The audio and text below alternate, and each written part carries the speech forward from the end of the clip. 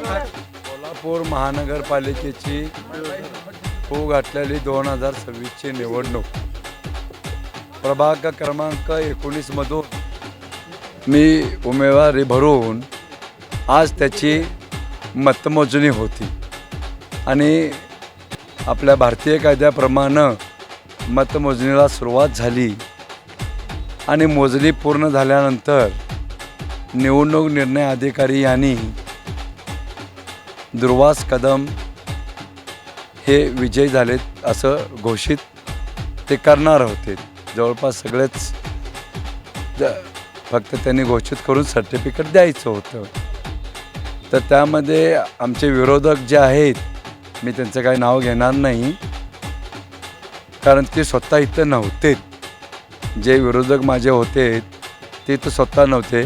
त्यांनी कोणीतरी प्रतिनिधी पाठवला होता की चेकिंगसाठी.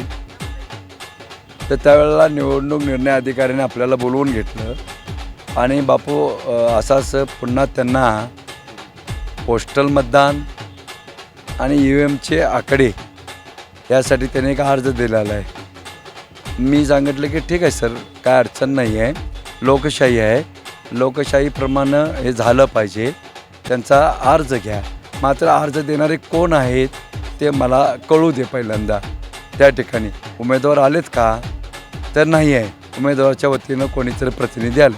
ठीक आहे सर, यस, मला मान्य, काय अडचण नाही, काय नाही, आणि घ्या म्हटलं तुम्ही घेऊ शकताय. त्याप्रमाणे निवडणूक निर्णय अधिकाऱ्यांनी पोस्टलचं मतदान असू दे, EVM मशीनवरचे जे आकडे आहेत सगळे ते असू देत, त्यांनी रीचेक केलं आणि रीचेक करून त्यांनी त्या ठिकाणी मला घोषित केलं. घोषित करून त्या ठिकाणी मला सर्टिफिकेट दिलं. मला फक्त एवढंच सांगायचं आहे की जे पुण्यामध्ये बसलेले आहेत चंद्रकांत दादा पाटील, त्यांना फक्त सांगायचं आहे 2015ला पण माझी पत्नी ज्यावेळेला निवडून आली त्यावेळेला असंच सर्टिफिकेटसाठी मानसिक त्रास झाला आणि आत्ता देखील त्यांनी माझ्या नागरिकांनी, माझ्या मतदार बंधू जनतेने मला निवडून दिले लोकशाही पद्धतीनं. आणि असं असताना पुन्हा परत काहीतरी आडकाठी आणायचं असे त्यांच्या लोकांनी प्रयत्न केला. हे योग्य नाही आहे.